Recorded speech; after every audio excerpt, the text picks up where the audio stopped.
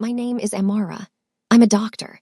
And the night I made Seo Jae-hoon laugh for the first time in a month, somebody wired $400,000 into an account in Macau with my name on the contract. I didn't know there were cameras on the house. I didn't know his grief was the only thing keeping his enemies patient. I just danced in a room I thought was empty. And by 4:40 the next morning, a man in a black jacket was standing in my bedroom doorway with a gun, and I was lying on the floor between the bed and the wall with a scalpel in one hand, and I already knew I was going to hurt him. I already knew I was going to do it first. Let me back up. I need you to understand how I got here, because even now, 6 months later, I still wake up sometimes and forget which kitchen I'm in. I met him on a Tuesday in the emergency room. Nneka had strep. I was covering her double, and it was almost 2 in the morning when the doors slammed open, and 4 men carried in a 5th man who was leaking onto the linoleum. I remember chewing ice from a paper cup that had gone soft hours before. I remember the blood was too dark. Venous. He'd been bleeding a long time. Femoral, one of the men barked at me, then something fast in Korean to the man behind him. Please, please. I don't remember saying anything. I pointed at the trauma bay. My hands were already moving. Tourniquet. Pressure. Call for packed cells. The patient's face was gray and wet, and he opened his eyes once in the middle of it, and he looked at me like he already knew how the night ended and had decided he didn't mind. His intake form said Kim Daniel. That wasn't his name. We stabilized him. 2.5 hours in the bay, another 4 in recovery. He woke up around sunrise, and I was still in the room because I hadn't slept, and I was charting in the corner, and I didn't have anywhere better to be. He looked at me for a long time. He didn't say thank you. He said in perfect, unaccented English, "What did you see tonight?" I said, "Nothing I'm supposed to talk about." He said, "That's the right answer." His men came back at 7, and he walked out of my hospital against medical advice with a wound that should have kept him there for a week, and I filed him under strange night and went home and slept for 14 hours. 6 days later, a woman in a black suit walked into the residence lounge and asked for me by name. She said her employer had a position, $170,000 for 6 weeks of private medical care, living on site, NDA. If I said no, no hard feelings, I would never hear from them again. I want to tell you I took the job because I was intrigued, because I wanted an adventure, because I was some brave girl in a movie. I took it because my mother's cancer had come back. My mother worked 31 years cleaning offices in Houston.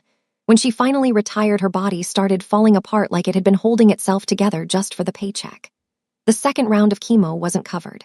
We were looking at $70,000 out of pocket, minimum, and I still had 6 figures of med school debt, and my sister had 2 kids, and my father was 9 years dead, and the house still had his name on the mortgage. I took the money. I signed the NDA. I didn't read it closely enough. That's on me. Living on his property was not like the movies. It wasn't a palace. It was a large, extremely quiet house in a gated community 20 miles outside the city, with a medical suite in the basement that had better equipment than some hospitals I'd rotated through. My room was upstairs, end of a hall that smelled like cedar and lemon oil. There was a coffee maker that took pods, which I thought was funny. There was a garden with a pond that had actual koi in it. For 6 weeks, Seo Jae-hoon spoke maybe 40 words to me, total.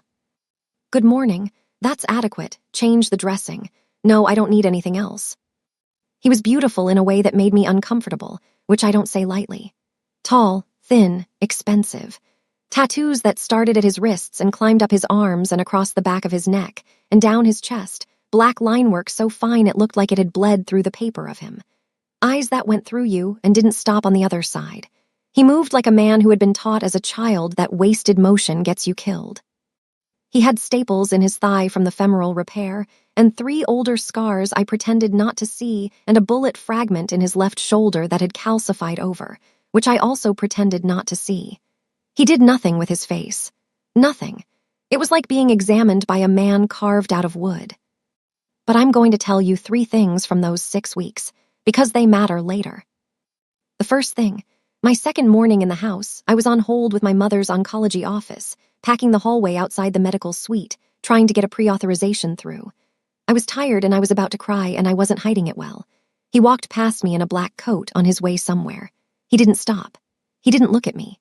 2 hours later, when I came back from my morning rounds, there was a small ceramic cup on the cart outside the medical suite with fresh tea in it. Jeju tangerine, still warm. Nobody was in the house except his men and the housekeeper, and neither of them drank tea, and neither of them would have brought it to me. I drank it. I didn't say anything. The next morning, there was another cup.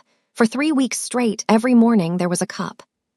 The second thing, I was changing his shoulder dressing on a Tuesday. He was sitting on the exam table.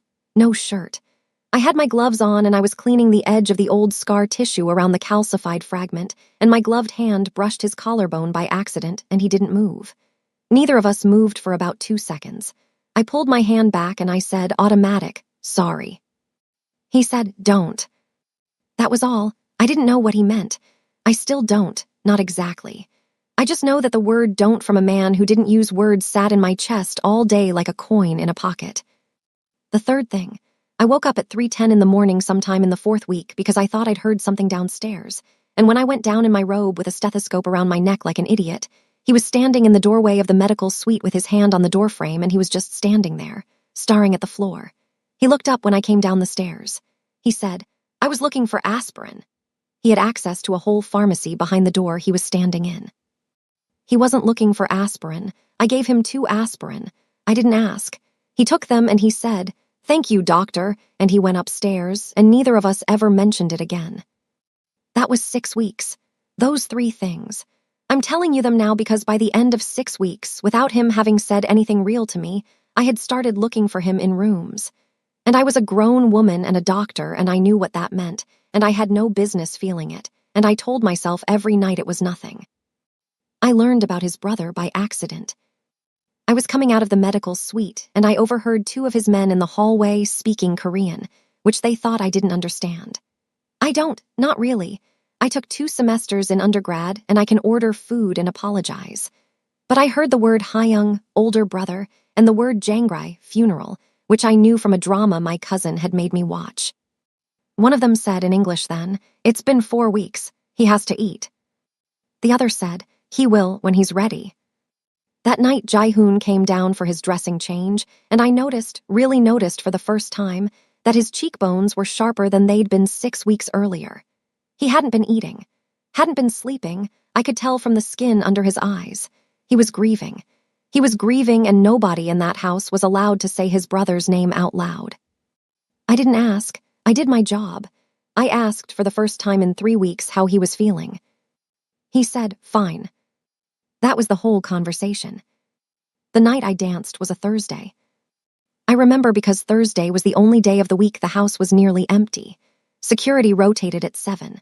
Jae-hoon had something he called family dinner at his uncle's house across town, which he'd been skipping since the funeral but was expected to attend that week. His lieutenant said in front of me, you have to go, Ajasi has been asking. Jae-hoon stared at him for a long second and then said, in English so I would understand he wasn't hiding it, fine, I'll go, 1 hour. They left around 7. I had the medical suite to myself. I had a cup of tea that had gone cold on the supply cart, a regular one, not his, and a Bluetooth speaker I'd brought from home, and I was reorganizing the pharmacy cabinet. Someone had clearly let a child stock it, based on the order of the epinephrine versus the lidocaine. I put on a playlist, Burn a Boy, Last, if you know, you know. And I started dancing. I want you to understand something. I'm not a dancer. I'm a doctor. I dance in kitchens and in elevators when nobody's watching. I dance when I'm tired and I need my body to remind me it still belongs to me. That night I was exhausted. 3 calls in 2 days. A surgical debridement on one of his men who'd caught a ricochet in the ribs. A pharmacy reorganization I was doing for free because it was driving me insane. And I was dancing with a bottle of saline in one hand and a clipboard in the other, my socks sliding on the tile, my hair tie slipping down my ponytail because my edges don't hold elastic, and I was singing along badly. The bass was in my chest. The hall light was off. I hadn't turned it on because I'd thought I was alone. I turned around, and he was standing in the doorway. He was in the black coat. He was back early. I don't know how long he'd been there. My throat closed up. The bottle of saline almost slipped out of my hand. I went to apologize, to say something, to make up some professional thing. And he laughed. It was a small laugh, not a big one, a surprised one. It came out of him like it had startled him too, like he hadn't made the sound in so long his body didn't know what to do with it. And when it came out, his face did something I had not seen any part of his face do in 6 weeks. It moved. His eyes crinkled at the corners. His mouth turned up at one side. For about 2 seconds, Seo Jae-hoon looked like a person. Then he caught himself. The laugh died. The face closed. He looked at me, really looked at me, and something passed behind his eyes that I didn't understand in the moment, but would understand later, by about 4 a.m, when I had a dead man in my hallway and a stranger's gun in my hand. He said, "Sorry."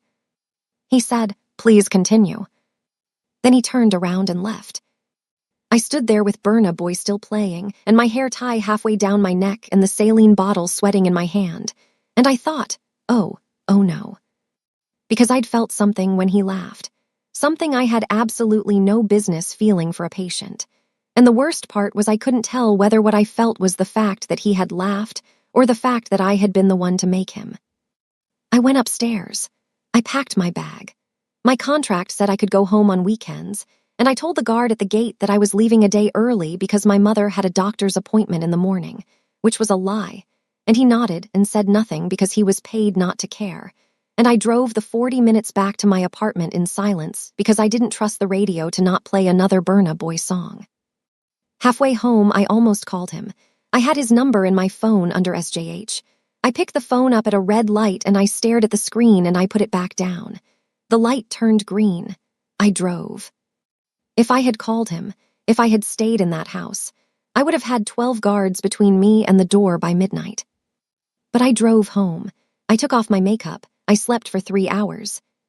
And at 4:40 in the morning, the lock on my apartment door clicked, and I heard the softest footstep you have ever heard in your life. I need to stop here for a second. If you're still with me after all of this, if you haven't wandered off or started scrolling, do me a favor and tap that subscribe button. Tap the bell too, because the next 48 hours of my life are not something I know how to tell you about, and I was there. I was there and I still barely believe it. Okay. Back to the kitchen. My apartment was on the second floor of a 4-unit walk-up in a neighborhood where the landlord had been promising to fix the back stairs for 2 years. I had 2 plants.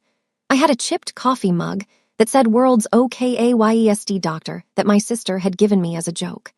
I had a cast iron pan on the stove because I'd made eggs 3 days before and hadn't washed it.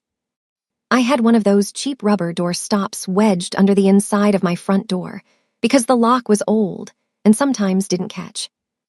The doorstop is what woke me up, because when he picked the lock, the door swung an inch and the stop dragged across the floor, and the sound was tiny but wrong. I opened my eyes. I didn't move. I listened. 2 footsteps in the living room, then a third set, lighter, 2 men in the living room, one moving down the hallway toward the bedroom. My medical bag was on the floor next to the bed. I want to tell you I had a plan. I did not have a plan. I had training. I had the automatic brain of a person who has run 20,000 codes and who, when the adrenaline hits, stops thinking and starts moving. I slid off the bed onto the floor on the far side, the side against the wall. My bag was on the near side. I reached over the mattress by feel. My hand found the zipper. I opened it 1 tooth at a time because the zipper was loud and my life depended on it not being. I took out one thing, a scalpel, number 11 blade, still in its sterile wrapper. I had the wrapper open by feel. The blade was 1.5 inches of carbon steel. It was all I had that would cut a man and not require me to be bigger than him. The bedroom door opened. He was a shadow in a black jacket. He had a pistol with a suppressor on it, which, this is a thing nobody tells you, is not quiet.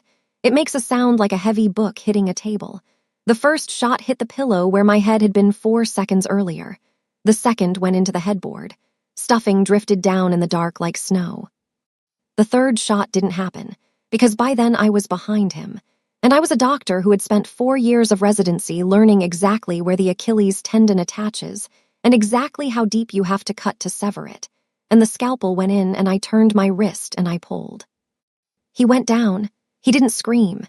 He made a sound like someone trying to swallow a sound because his training told him not to make noise and his body couldn't help him with that anymore. He was still holding the gun, but his grip had gone loose with the pain. I took it out of his hand. I had never held a gun in my life. It was heavier than I expected and warmer than I expected. The second man was in the hallway. He heard the fall. He came around the corner and he saw me. He saw a woman in a t-shirt with a gun, and his face did a very small thing, a calculation, and I think what saved my life is that he took a half-second to aim, and I didn't. I pulled the trigger 4 times, because I didn't know how many it would take. He went down. I was already moving. The third man came through the kitchen. I went out the bedroom window onto the fire escape barefoot, in my pajamas, with my medical bag on one shoulder and a stranger's gun in the other, and I got 2 floors down before I realized my forearm was bleeding, though I don't remember being cut. The third man didn't follow me. He didn't have to. There was a fourth man in a car at the end of the block, and he stepped out as I hit the sidewalk, and I remember thinking, really distinctly, the thought forming word by word. I am going to die in the street in a t-shirt. And that is when the SUV came around the corner and hit him. Didn't hit him by accident. It came around the corner at 40 miles an hour, went up onto the sidewalk, and took him off his feet like a bowling pin, and 2 doors opened, and 3 men I recognized from Jae-hoon's house were running toward me with guns drawn, and the one in front, his name was Minwoo. He'd been on the gate the night before. I'd made him laugh once about his fantasy football lineup. Minwoo grabbed me by the shoulders and said, "Doctor, I'm sorry. We should have been faster. Please come with us now." I got in the SUV. I was shaking. Minwoo said into his earpiece, "We have her alive, moving." I said, "How did you know?" He looked at me in the rearview mirror. He said very quietly, "Ma'am, the boss couldn't sleep tonight. He went down to the security room around 3 in the morning. We've had 2 men on your block every time you went home on a weekend you didn't know. Standing order from your first week. Around 2:40, the men on watch radioed in. There was a van 3 blocks from your apartment that had been sitting with its lights off since shortly after you got home. 2 people inside. Nobody had gotten out. And there was a second car at your intersection that was not one of ours. The boss read the report at 3. He knew the minute he saw it. He had teams rolling by 3:20. He came himself. We were 8 blocks behind him when your neighbor called in the shots. Ma'am, he was already coming. He was already coming." I didn't cry. I wanted to. I put my hand over my face, and I held it there for the 40 minutes it took to drive back to the house. And I did not cry because I was afraid that if I started, I would not be able to stop. Jae-hoon met us at the gate. He was not the man who had laughed in my medical suite 9 hours earlier. He was not the blank-faced man who had lived in my life for 6 weeks. He was a man who looked like he had aged 5 years between midnight and dawn. And when I got out of the SUV, he crossed the distance in 4 strides, and he took my face in both of his hands, and he looked at me the way I had looked at him in the ER the night we met, looking for the wound, looking for what was broken, needing to know what to fix. When he saw the cut on my arm, his whole body did a thing I don't have a word for. A flinch, but slower. A flinch made of anger. He said, "Who?" I said, "I don't know." He said, "I know." Then he said, "I'm sorry, I am so sorry. This is my fault, I should have." He stopped. He let go of my face. He took a step back and his hands were shaking, which I had never seen them do, not when he was shot, not when he woke up on my table. He took me inside. He sat me on the kitchen counter. He took my arm in his hand and he turned it over, the cut side up, and he cleaned it himself with saline and gauze from the bag he brought from the suite, and his hands stopped shaking as soon as he had a job to do. I watched him work. He was careful. He was very, very careful. He touched me like the cut was the only part of me he was allowed to touch, and he touched it like it was made of something rare. He said without looking up, "They knew I laughed." I didn't understand. He said, "There are cameras, outside the house, at the gate, and across the street in the Oak. I knew about them. We've been letting them run for a month because we wanted them to see me grieving. My uncle's idea. He said if I looked weak enough, whoever had Minjun killed would get bold, would make a move, so we let them watch. And we knew they had somebody inside too, someone on my staff reporting out. We hadn't caught them yet. Honestly, we'd stopped looking because whoever it was had only been reporting what we wanted them to report. Last night, whoever it is saw me laugh, or saw me come out of the suite changed, and they picked up a phone." He paused. He pressed a gauze square against the cut. "When a grieving man laughs, it tells the people watching that he is healing. They had a clock. The clock ran out last night at 8:15. He looked up at me for the first time since I'd sat down. He said, They didn't come for me, they came for you. I said, why me? He said, because they watch me watch you dance. I couldn't breathe for a second. He said, I'm so sorry, Amara, I'm so sorry. I said, your brother, Minjun, he was killed. He looked at me for a long time. He said, everyone thinks it was a car accident. It wasn't. I don't have proof. I've known for a month. And I said, because I am a doctor and I cannot stop being one even when I want to. Can I see the file? He shouldn't have shown me the file. I want you to know that. Giving a civilian full access to a mafia family's private medical records is the kind of thing that gets people killed even in better circumstances. But he did it, and I don't think it was only because he was desperate. I think it was because somewhere in the last 6 weeks he had decided I was trustworthy, and that morning, in that kitchen, he acted on the decision. His brother's name was Seo Min-jun. He was 26. He was the softer one, Jae-hoon told me, the one who was supposed to leave the family business, who had been in graduate school studying architecture, who had built a paper model of a library on his desk in his bedroom that Jae-hoon hadn't let anyone touch since the funeral. He'd been in his car on the highway when the car went off a bridge. Single vehicle. No other drivers. The autopsy said cardiac event behind the wheel. Cardiac event. A 26-year-old with no heart history and a stress echo from 3 months before that was clean. I read the autopsy in the medical suite with the door closed while Jae-hoon paced outside. I read it 3 times. Then I read it a 4th time with the toxicology panel next to it, and I saw it. 2 things. The first was the potassium. It was elevated, but within a range that the pathologist had written off as post-mortem hemolysis, because potassium rises in blood after death. Except the number was too high for a draw taken that early, and there was a second number, the magnesium, which was low in a way that didn't fit. A massive IV potassium push stops the heart. It also drops the magnesium transiently. The pathologist hadn't been looking. The second thing was the needle mark. There was one, noted in the report, one line easy to miss. Left forearm dorsal aspect, which was the problem, because nobody starts an IV on the dorsal aspect of the forearm. Paramedics go for the antecubital, which is the crook of the elbow, or the dorsum of the hand, which is the back of the hand. Dorsal forearm is where you start a line if you're giving something slowly into a patient who is not resisting, who is probably sitting up. Not a trauma line, a clinical line. A line that somebody put in calmly, in advance, somewhere quiet. Somebody injected Minjun with a lethal dose of potassium chloride before he got in the car. The potassium stopped his heart. The car went off the bridge. The autopsy caught the potassium and wrote it off. And potassium chloride in that dose is not something a street thug has in his backpack. It's something a doctor has. Or somebody with access to a doctor. I walked out of the suite. Jae-hoon was sitting on the stairs with his head in his hands. He looked up when he heard me. I said, who was your family's doctor before me? He said, Dr. Cho. He retired 8 weeks ago. I said, retired where? He went very still. He said, I don't know. My uncle handled the arrangements. Here is where the story becomes difficult to tell, because I have to tell you about a man loving his uncle. Jae-hoon's uncle was his father's younger brother. His name was Seo Kwang-sik. When Jae-hoon's father was murdered 19 years ago, the uncle raised both boys, took them hunting, taught them to shoot, taught them the business. He had been at every birthday. He had held Minjun at his baptism. He had been the one to identify Minjun's body at the morgue. He had wept. Jae-hoon had told me about the uncle weeping, with something like surprise in his voice, because he said his uncle had not cried since his own wife had died, 22 years before. Jae-hoon's father had named a succession order the year before he was killed. Jae-hoon first, then Minjun, only then the uncle, 19 years of being third in line. There was also an old understanding in the family, unwritten but honored, that if the head of the family was incapacitated, truly incapacitated, not dead but broken, a senior male relative could step in as regent until the head was fit to lead again. The uncle had raised both boys after their father was killed. The uncle was the natural choice.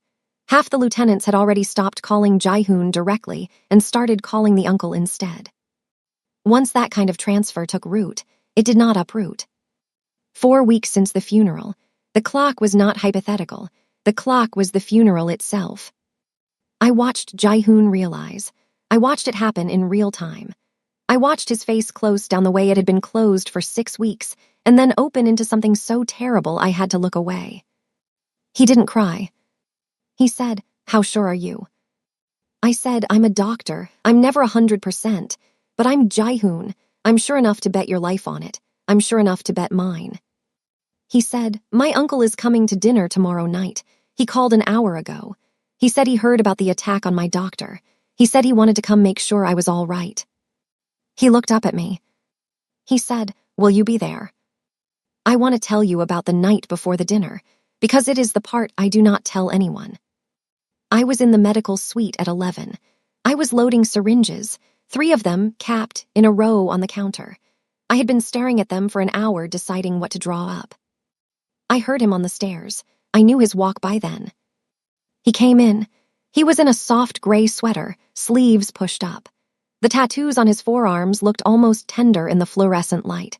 He sat down on the exam table, which was the only time in 6 weeks I had seen him sit on the exam table when he was not hurt. He watched me work for a while. He said, "Why did you take this job?" I said, "My mother, I told you." He said, "I know that part. I'm asking why you stayed." I put the second syringe down. I looked at him. I said, "The first week I was here, I opened the wrong door looking for the laundry room and I found a boy. 17. Maybe one of your men's little brother. He'd cut his hand open trying to fix a bike chain. He wouldn't go to the hospital. He was scared. I stitched him up at the kitchen table and I asked him what he wanted to be when he grew up and he said a pilot. So I told him to keep the hand still for 2 weeks. I was quiet for a second. I said I stayed because I realized this house has people in it. Not just you, people, boys, somebody's little brother who wants to be a pilot, and you all need a doctor, and I'm a doctor." He was quiet for a very long time. He said, "Are you going to tell me to stop? After tomorrow, the business, all of it?" I said, "No, Jae-hoon, you're a grown man. You get to decide what you are. I'm telling you I'm a doctor and I'm going to keep being one. That's all I'm telling you." He got off the exam table. He crossed the room slowly, like he was giving me time to move. I didn't move. He stopped about 6 inches from me. He put his forehead against mine. He did not kiss me. His breath was warm and it smelled like the tea he drank in the evenings. I closed my eyes. He said very quietly, "Amara." I said, "Jae-hoon." He said, "I have never been afraid of dying, not since I was 11. Tomorrow I am afraid." I said, "Of dying?" He said, "Of you." I put my hand flat against his chest. The scar was under my palm on the left, where the bullet fragment was. I could feel his heart underneath the scar, too fast. I said, "We have to sleep tonight. We have to be clear tomorrow." He said, "I know." He didn't move. I said, "Jae-hoon, please go upstairs." He took a step back. His eyes were wet, but he did not cry. He nodded. He said, "Tomorrow." I said, "Tomorrow." He went upstairs. I finished loading the syringes. I slept for 2 hours on the exam table under a blanket one of his men left for me silently sometime around 3. I don't know which one of them. I never asked. Dinner was at 7. I wore the only real dress I had with me, navy blue, with a cardigan over it because my hands were cold. My medical bag was on a chair near the dining room, and inside it were 3 syringes loaded with midazolam, a fast-acting sedative, the same one we use for procedures, in a dose big enough to put down a horse but not kill it. Jae-hoon had asked me to load something lethal. I said no. I said his uncle was an old man and I was a doctor and I wasn't going to commit murder at a dinner table, even for him. He said okay. He said I was right. He said he just wanted his uncle alive long enough to answer questions. The uncle was a handsome man in his late 60s with silver at his temples and the hands of an old piano player. He hugged Jae-hoon at the door. He kissed the top of his head. He said something in Korean that made Jae-hoon's face do the slow flinch, and then he turned to me and smiled, and he said in English, "You must be the brave doctor. Jae-hoon tells me you saved his life twice now. We owe you a great debt." I said, "I'm glad he's alive." The uncle said, "So am I." We sat down. We ate the first course. I don't remember what it was. I remember forks on porcelain. I remember the uncle talking about the stock market and a racehorse he'd bought and a trip to Jeju he was planning in the spring. I remember Jae-hoon watching him the whole time with a stillness I had not seen in any human being, not even in the dying. Over the second course, Jae-hoon said, very quietly, "Uncle, where did Dr. Cho go?"